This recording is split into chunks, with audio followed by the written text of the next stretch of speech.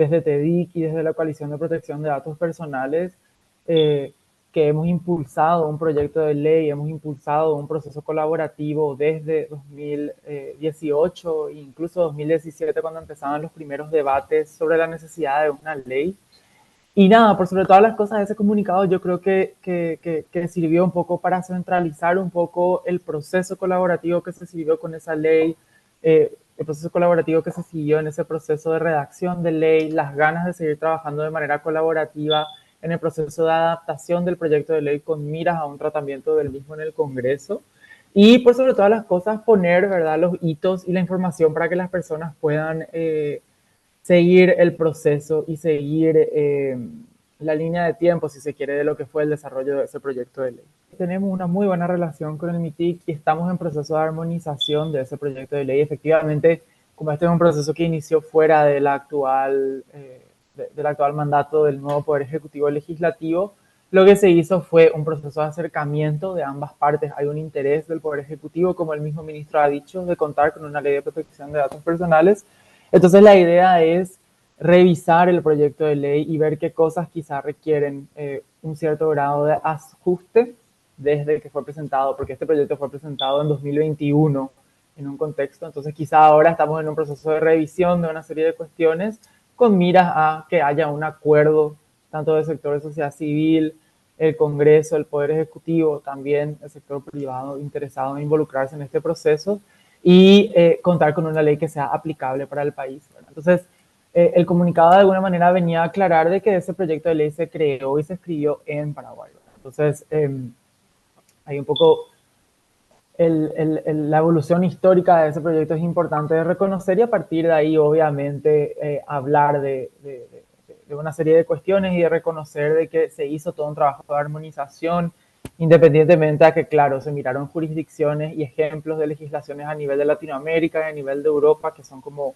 que finalmente Europa es uno de los estándares, o plantea uno de los estándares más altos en materia de protección de datos personales,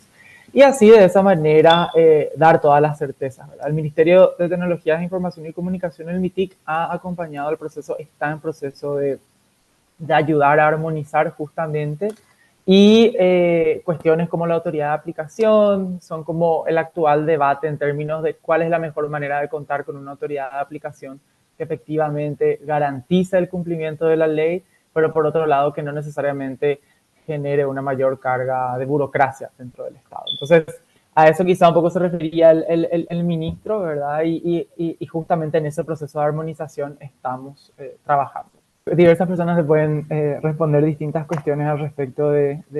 qué es lo más importante de la ley, pero por sobre todas las cosas otorga una serie de garantías y mecanismos de protección a titulares de datos personales, o sea, a toda la ciudadanía. Eso implica que cualquier persona que apunta a recolectar datos personales, a tratar datos personales de manera automatizada, por ejemplo, o a generar bases de datos para,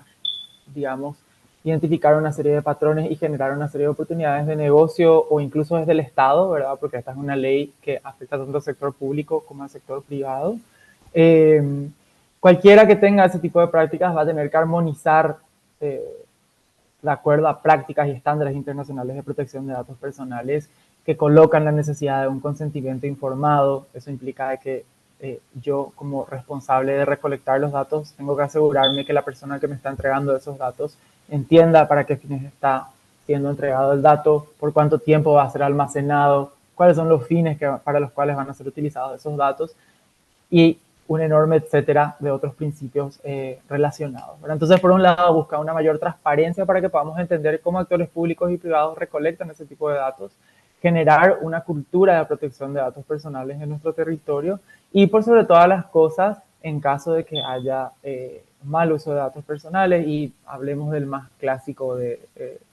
el spam no solicitado en nuestro WhatsApp o en llamadas en donde nos llega publicidad dirigida bajo distintos formatos y distintas modalidades